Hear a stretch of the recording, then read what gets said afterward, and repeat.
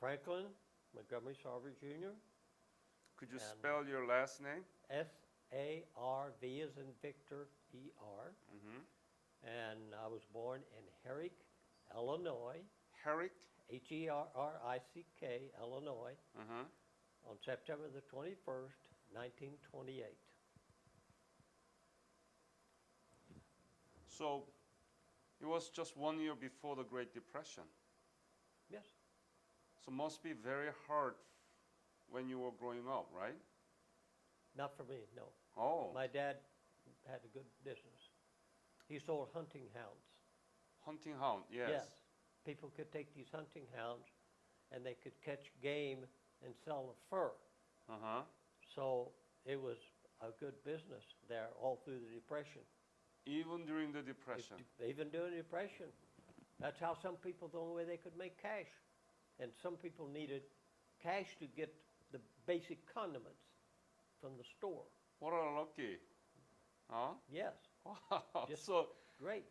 didn't affect you at all. Actually, it boomed. No. I had a very, as far from financial standpoint, and as far as the kind of parents I had, I couldn't ask for anything better. Huh.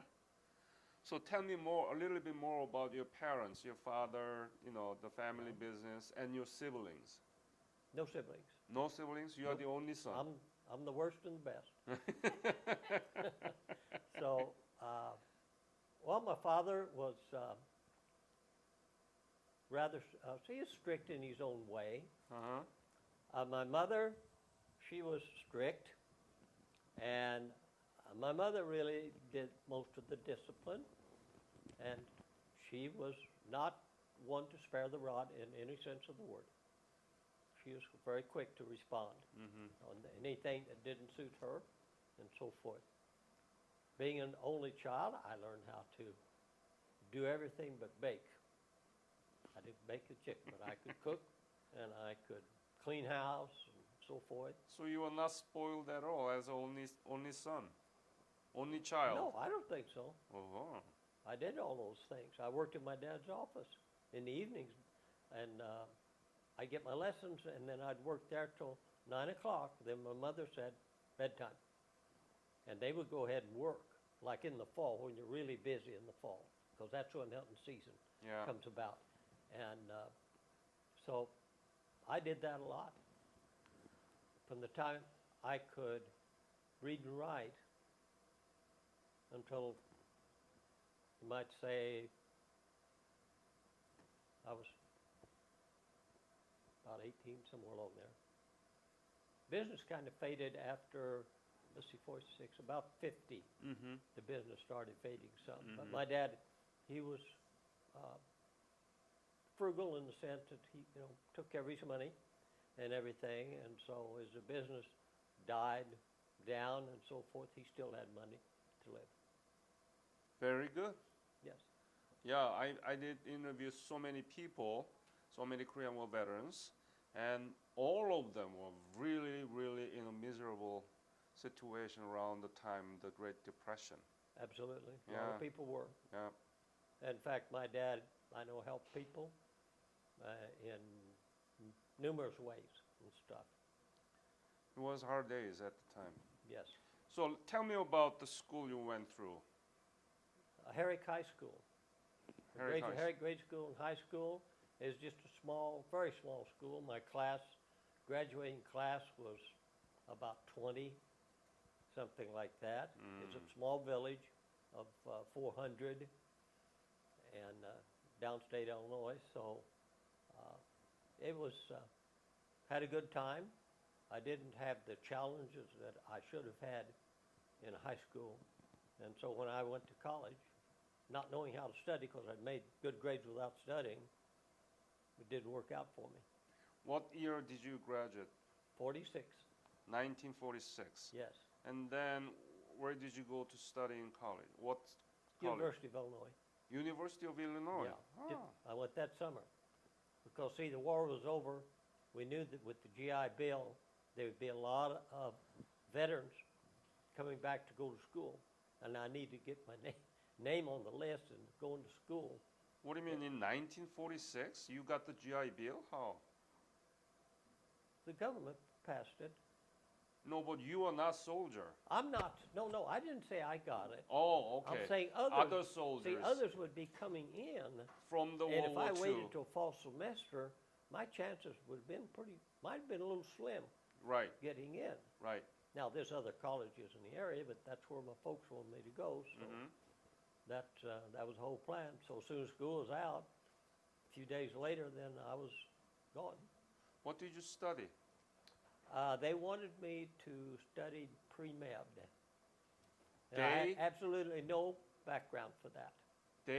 My folks. That's what my folks wanted me to be, a doctor or a surgeon. And coming from a small school like that, I had 4 subjects each year, and that was it. I didn't have any choices, period. Mhm. And so, Did you like it? like, Medical study, did you like it?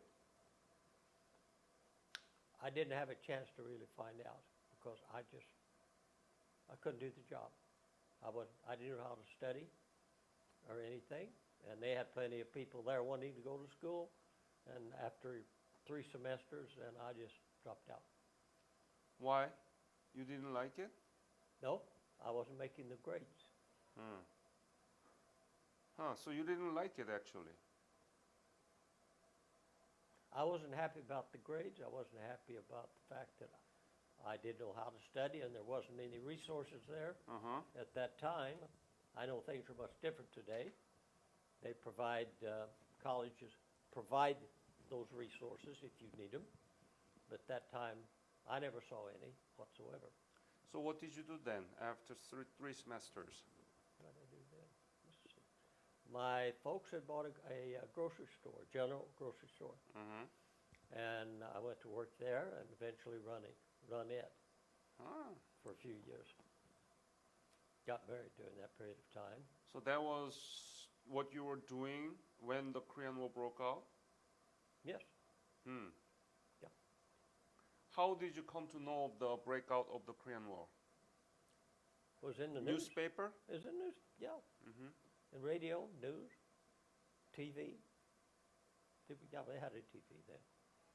Had you imagined that you would end up fighting in a country that you never knew before? Well, it was a big surprise. Like I say, I never heard of Korea, I don't think. Mm-hmm. Well, I can't say that's true because geography was a thing I really loved in high school. Mm-hmm. And me and some of the other boys used to play games Yeah. with trying to, stump somebody on where's this place or where's that Yeah, place right. and so forth. So at one time I think I was aware, but at the time of the event of the war starting, I doubt if I was. Uh-huh. So, I was in the National Guard. all right. I joined the National Guard. Mm-hmm. Well, it's in my When book. did you join the National Guard? Get the book. It's in 1948. 1948. Yes. My time, my time was up in 51. And I could have taken a discharge and I wouldn't have been drafted because I had gotten married. My folks had pressed me. We were going to get married that winter or that fall, winter, or spring coming. And if we got married by a certain day in July, I believe it was. Well, yeah, July, because we got married July 16th. And it's like When? a week. What year was that? In 50. 1950. In 50. July? July 16th, we got married. Huh. I'd say in 10 days or less after that was a cutoff that said, didn't make any difference. But I was already married, see. So when my time ran out in the National Guard in 51, if I hadn't have re-enlisted, Uh-huh. I would never gotten here. June 24th, 1948. joined the National Guard. Oh, okay. And National Guard, is it just Army or what? Well, this was Army. Army, but there is Air Force, There is today, at least. but not at the time. I don't know. Okay. Uh-huh. I don't know. So how often did you get the training for that? We had weekly. Every week? 2 weeks. 2 hours. Just 2 weeks. 2 hours every week. Every week. 2 hours a week. I had to drive 25 miles. 25 miles. Yes. Do they Shep- provide the gasoline? Well, I know they didn't provide the gasoline. They don't pay? Well, no. Well, they paid me some, but Yeah. enough to pay for the gas. I don't remember what it was. Okay. So you married in July. I'm not sure about that now that I think about it, whether they paid me anything or not. I think they paid you some. Yeah. might. Yeah. You married July 16, Yes. and you were about to be drafted or what? No. That kept me from being drafted. Being capped. So on the 24th, had I not re-enlisted, Mm-hmm. I would never have gotten here. Right. So But tell me about what it. happened there is, and I had some friends, a couple of friends, at least two, from my hometown that had enlisted the same time I did. And they, of course, took the discharge. I wanted to, but I just couldn't do that. I didn't feel like that was the right thing to do. Oh. And- When did you enlist? Re-enlist? When? Well, I re-enlisted 24th of July, 1951, I think. That would be June. June 24th? June 24th, was it? 3 years later. Yeah, 3 years later, June 24th, 1951. So I re-enlisted just before we got married. Huh. Where did you go to get the basic military training? I went to 2 different summer camps for 2 weeks. One of them was Camp Ellis, E-L-L-I-S. It's a camp that hasn't existed for a long time. And what's the one in Minnesota? So you went to the Minnesota, I went right? up to north of Minneapolis. Minneapolis. Camp Ripley? Yeah, Camp Ripley. Mm-hmm. And what was your specialty? Well, at Camp Ripley, my specialty, I was a gunner on a 75 millimeter recoilless rifle. 75 millimeter rifle? You know what a recoilless rifle is? Mm-hmm. Yeah. Okay. And did you know at the time that you are going to go to Korea? No, not when we went to camp. But right after we got back from camp, yes, I knew. Mm-hmm. I think they announced it maybe the 1st of September Mm-hmm. that year that the 44th Division of Mhm. Illinois National Guard would be activated January 1, 1952. Hmm. Okay? Yeah. So what was your first reaction to the fact that you are going to go to Korea and to fight there? Well, In wait the a minute. war. No. Well, okay, we're later now. We're 6, 7, 8 months later. Yeah. Well, I was a little disappointed, just be honest with you. Yeah. I Be honest with me. That's important. I laid it on the line because I had made staff sergeant, and I waited purposely. The warrant officer was he was off to class somewhere. I was filling in for him at meetings. So when the levies come down, I was going to volunteer. Once I made staff, I was going to volunteer for Germany. So what happened, you'll love this. I got orders for Germany, the guy called me from Uh-huh. the regiment and said, okay, you're going to Germany this morning. He Uh-huh. called me. This afternoon, Yeah. he calls me back. He said, you're going to FECOM. FICOM, yes. Yeah, how about that? Now, explain a little bit of that. See, what Yeah. happened, because I had gone to school at Fort Benjamin Harrison in January and February, then I was qualified for this gentleman's MOS that was processing all these papers, see. And there had been a call down for his MOS. That was him. He changed my MOS because I was qualified Huh. and put me on the roster to go to FECOM. Because of that, Explain what is FICOM. FECOM, Far East Command, all right? Because of that, then, I went to him and said, I want out of here as soon as possible.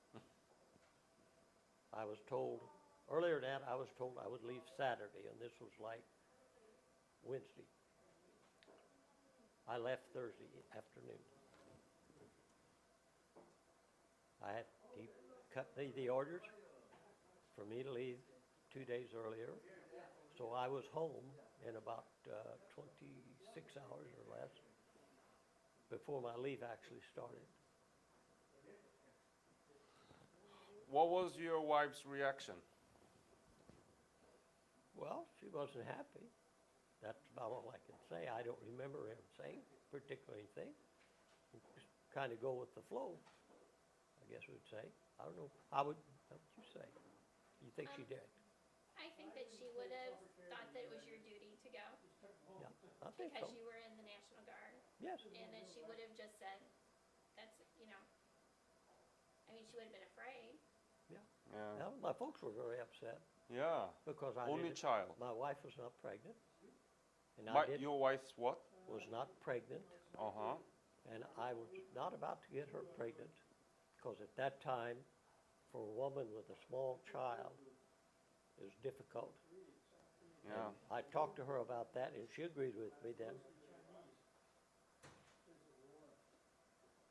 That she would not get pregnant just because I was going overseas.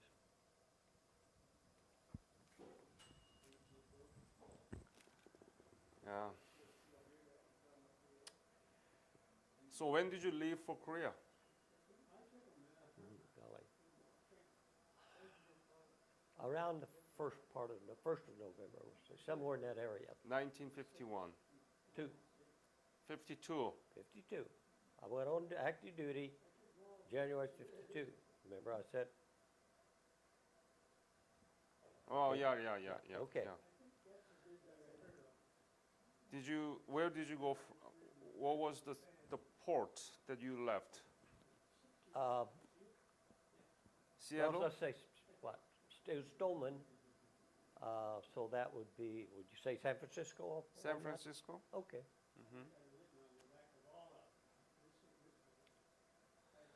Okay, and how was in the ship? Did you throw up, or? Not for the third day. Third day. What happened? Well, things have been rough, and between each of the compartments, they had these 55-gallon drums, and they got so full of vomit they were sloshing out on the floor, Yeah. and I finally lost it. Now, that's fine. Once you lose it, then that's no problem. But there was guys that was on the ship. We'd be up on the deck, stand there, maybe go over on the railing, and there'd be some guy like he acted up at the front of the ship, act like he was going to vomit. He'd rush out to the railing. Everybody rush away from the railing because if he was vomiting, we didn't want it. Nobody But, wants. but about the third day, most of that settled down. So did you go through Japan or Yes. directly to Korea? I came in through Japan, went out through Sasebo. Sasebo. Yes. And what did you do there? In Japan? Yeah, in Sasebo. Well, I can't remember the base I was actually at. I say I went through Sasebo. I don't think that's in there. Anyway, at Japan, I got issued a rifle with a smooth bore, so naturally I couldn't hit anything with it.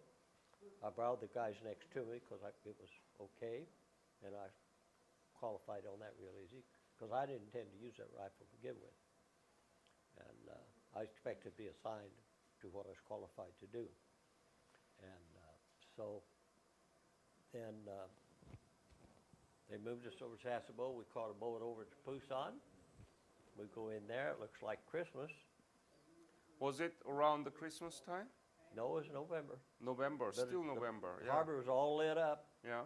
So I called my uncle, or I called my uncle. My uncle, he called me. He worked in the port there, the Army.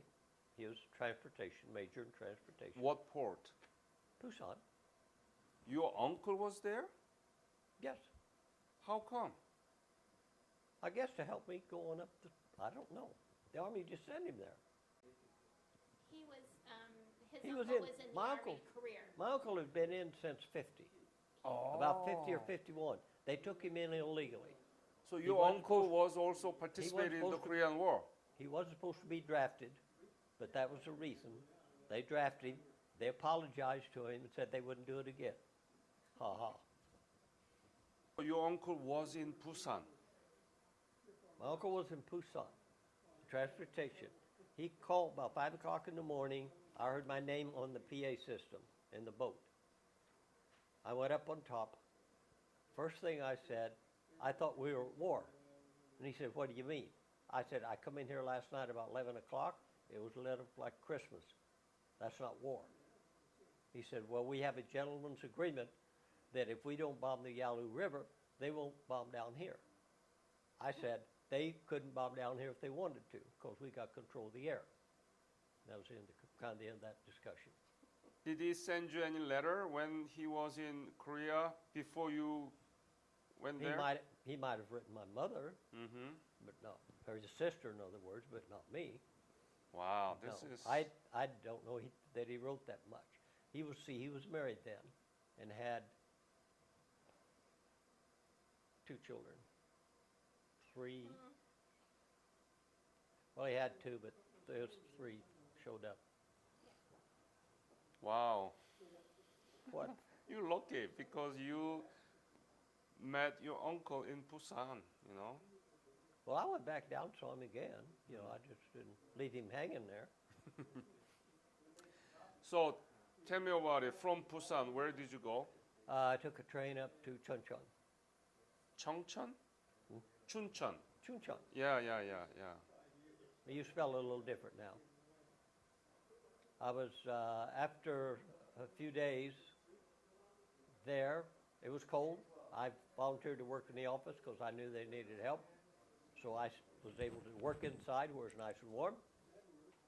And things went pretty good. The only time it was cold was when I had to go out and sleep in the tent. So I got out of there. I was assigned to the job I should be assigned to. And I was shipped to Kojido. That's where service company was. Huh. So, you were in the POW camp? I was what? POW camp, prisoner of war. Had nothing, really nothing to do with the POW. What did you do? I was just crossed the road there. We were just there. Our outfit had pulled off the line after a big fight. And I'm just telling you, all I did was my regular job. What did you do there?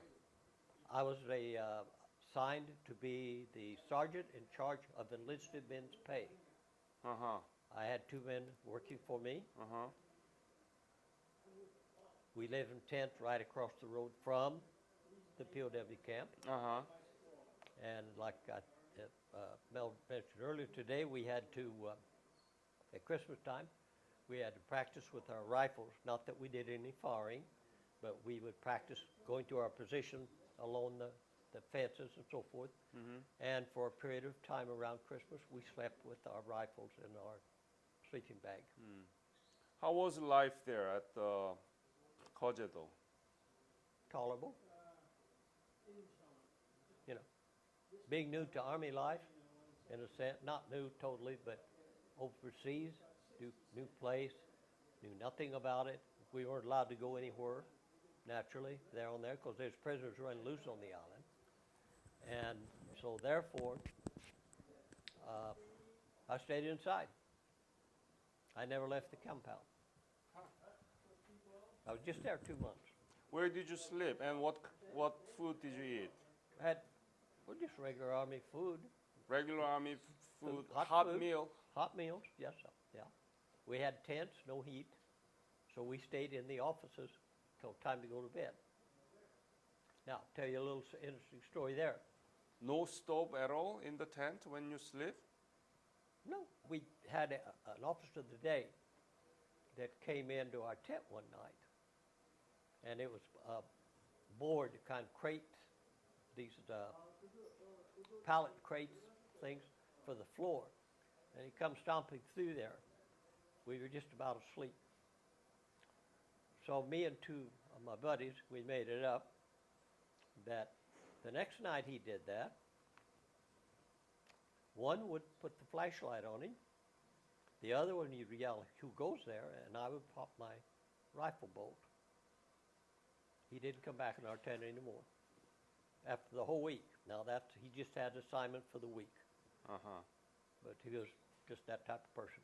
Yeah. So did you stay in Goje Island until you left Korea? I stayed there till January the 15th. Mm-hmm. Went to Incheon, 20 degrees, got in an open truck, rode to Chuncheon again. I'm sorry? Went to Chuncheon. Chuncheon again. Yep. Why? That was really the regular assigned place for our unit when they're on the line. So we returned there. We stayed there till about the latter part of April, first part of May, and then we moved farther north. I don't know of a town for sure. The only town I recall hearing was Yeongdongpo, but I don't know if it's even on the map or ever was. Yeongdongpo? Yeongdongpo. Yeongdongpo is around Seoul area. I know there's one here too. But there was I'm another talking about 60 years ago. I don't know, like I said, I don't know that town was actually there. I had to ask about it. If there's a town close or anything, they said, well, Yeongdongpo's right over the hill. So I'm not going to argue about that. Did you do the same job in Chuncheon when you returned from Yes, I Gojedo? was in charge of the pay section. And there I met my best friend in the Korean Army, Kyung Bak Song. Kyung? And, Song. Kyung, Kyung, B-O-K. And What's his last name? S-U-N-G? S-O-N-G. In fact, I've got a nice brass plate made from artillery shells with his inscription and on it given to me. So you came to know him and he became your best friend? He became my best friend. What did you do with him? Uh, Tell me about the relationship. We just kept, our relationship was just to keep, his job was to keep things going in our division. He was part of the Katusa. You'd have heard of that. Yeah. Okay. So they did a lot of things, like in the kitchen. They did work there. They did just, I don't know what all they did.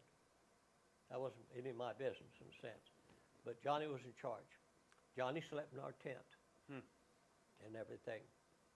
And so me and him, like I said, we were really good friends. Later on, I become Sergeant Major. That would have been probably June, maybe somewhere along there, maybe before. And I took care of whatever Johnny needed. And, you know, and he took care of me, just like we should. He was a What very fine division person. you belong to? I belong to 7th Division, 17th Regiment, or 17th RCT, Regiment Combat Team, okay, Service Company. So we had the office. So tell me about your job. Actually, you said you were in charge of pay, right? Yeah. And it was not actually the money, the note, but it was a No. script, right? We just took all the information that come from each company on the line, Yeah. And for the combat pay, Yeah. all right, and that would be all put into the record and sent, so they would get their money. We had nothing to do with touching money, no Uh-huh. way. So you just collecting the Collected all the Documenting the documents and informations. information, did all the typing that needed to be done. And we would work, usually a minimum of 2 nights of a month, we would work late, 10, 11 o'clock at least, where the rest of them had quit at 5. What is combat pay? How long did you have to be surrounded by the enemies to be able to receive the combat pay? They had lines across here. Where we were, we draw, well, that's what, 3 points. 4 points, when you're up on the line or close to it, you get 4 points. You get combat pay for that. Huh. Just being close But to you've the got to be there 6 days out of the month to do it, as I I'm recall. sorry? You have to be there 6 days out of a month Uh-huh. to collect it. Uh-huh. That's what I was told. Okay. Because I was offered, that's a different story. So you didn't get the combat pay? No, No. of course not. How was life in Chuncheon? How much did you get this monthly salary? Gosh, I don't know.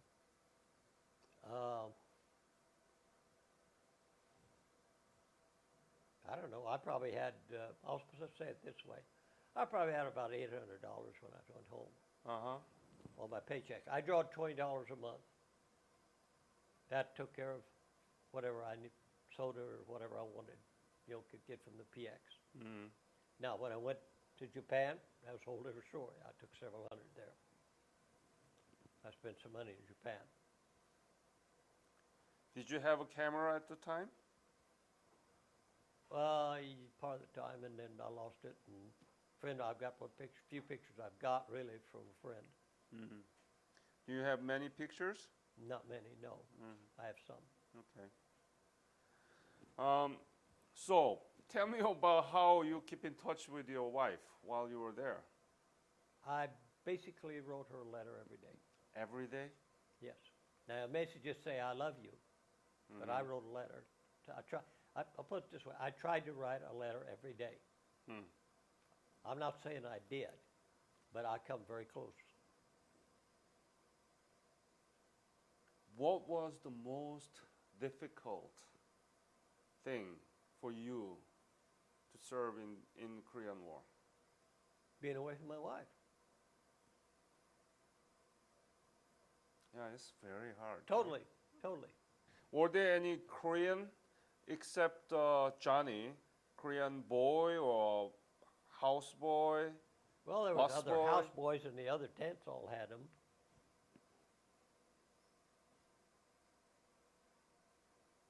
And they were under him, technically. Mm. Yeah, in fact, one of them, he was probably about 14 or 15. And he got homesick. And he left. It was understood he was going. He didn't just take off on his own. What had happened, this boy had been drafted. Now, how he was drafted is interesting. He was riding a truck back towards the front line. That was his story. Uh-huh. Let's see. And this officer, Army officer, in a Jeep, stopped the truck. He threw a handful of ribbons up in the truck. Now, whoever caught a ribbon was drafted in, I think, a Marine detachment. And Johnny finally got the information, and so he stayed down here, and I returned, and Johnny showed up about 2 days later, and then the houseboy showed up about 4 days later. So when you left Korea? I left When? Korea in August of 53. You witnessed the armistice there then? When Oh, you were yeah, there, there was... I worked my Tell tail me off. about it. I Tell me. went- Well, our outfit was online at the time in the big fight. We had about 950 casualties right at the time it was signed. Oh. Our people are tired. Bring them back off the line. Do you think they want to all get out and line up so they can be counted? Not too much. And we had 48 hours, I believe it was, to get that count.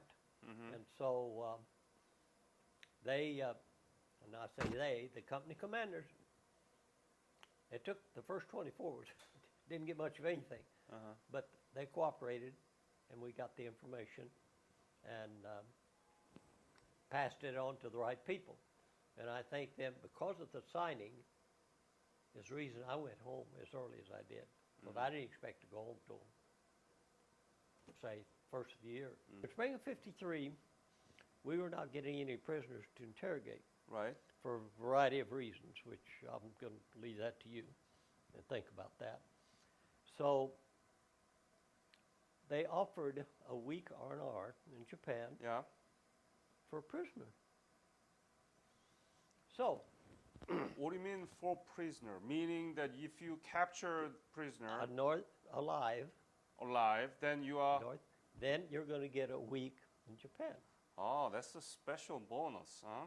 Now, so this one group was out on patrol. They had a Ethiopian, which was attached to one of our regiments there, and they kind of left him out there. And after a little firefight, and so later on he catches up with them, and guess what he's got with him? What? The prisoner. He comes in, and what's interesting about it is who took credit for it? The sergeant and the lieutenant. So they go on R&R. The Ethiopian, he got a little bit upset about that. Little bit, just a little bit, right? He went to his colonel, and his colonel did the right thing. He went to our colonel. This is a story that I got on it. And so when those two came back, things changed a lot for them. It wasn't very nice. And as far as I know, the Ethiopian got his R&R, like you should have. What happened to this sergeant and the lieutenant who went to Japan? I don't know exactly. It was implied pretty clearly that they were going to be court-martialed, but I don't know that. I didn't see the papers. What was the most rewarding and happiest moment during your service? What made you the most happy? The happiest thing probably for me happened about midnight at the entrance of Camp Stoneman in 1953 when I met my wife. As I said, we had 950 some casualties after the ceasefire. Your regiment. And our regiment. Yeah. And my replacement was there and was taking over, and I was doing the searching for where the people were that we couldn't, identify certain people where they were.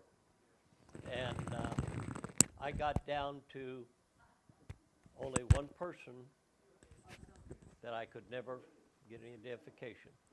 They were in Taiwan, they were in Japan, and everywhere, because once a big fight like that starts, when the MASH gets full, and we had 3 or 4 MASH hospitals on the MSR up here, then any kind of much of a damage, if they not dying, standing up dying, they're going to throw them on a plane and send them to Japan or Taiwan, or Formosa, wherever it was south they went. But Japan was the main place. And so it took quite a bit of time to find people. And a lot of time it was just a matter of, okay, they got maybe a little shrapnel or something, and they treat them over there, and a couple of days later put them on a plane, send them back over here, and they show up, and they put them on the, roster and say, okay, they're back now. But I spent many days, and I got down to just one person that we had no identification with. I felt good about getting that much information available because all of that was critical to the signing Right. of the treaty. Yeah.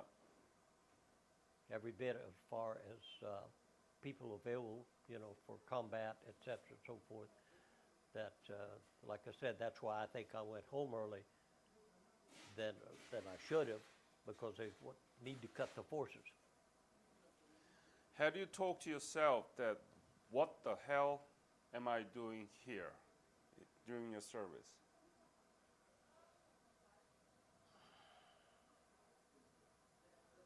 Any regret? I probably felt that when I first, in some ways, when I was on the boat coming over here. Because I felt in following the war that had our military done everything that it could here, it would have been over with. Because the Chinese couldn't have crossed the river if we'd blown the bridges out. I've been reading, the last few years I've done quite a bit of reading and different things. I've read information, I know what's going on up north. It's nothing, bottom line, it's evil, what's going on up there. And unacceptable. It's hard to understand something so good going on here, and that's so close. What it is. But the Korean War was so important because it was the beginning of the Cold War, right? Yes. And it has shaped every aspect of human life because the whole world was divided into two poles, right? Right. U.S. and Soviet Union. And Korean War was the beginning of the war, Cold War, and Korea was in the far front line of those confrontations. Yes. But among American public, the Korean War has been regarded as a forgotten. Why?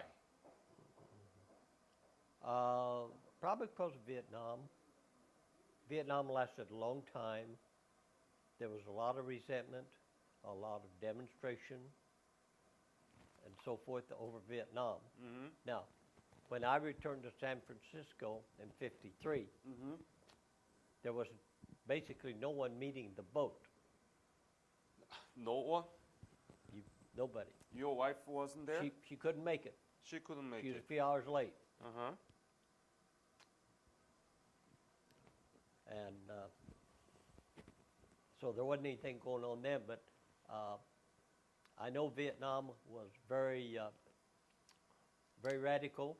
In fact, she will remember being in Washington, D.C., the first major riot that took place because of Vietnam. We happened to be going downtown to just to drive through, and they had a big riot. We luckily got out of there without getting any trouble. You remember that. Franklin, would you introduce who the lady This is my daughter, Okay. Cindy Bethel. She's from Chicago, and she's accompanied me over here, taking care of me. Wow. Yeah. So, daughter and father come together. That's right. How many children do you have? Four. Four. And she is The eldest. eldest daughter. Yes. Okay, always. I have two daughters. So, I'm happy. Got 3 daughters and 1 son. Okay.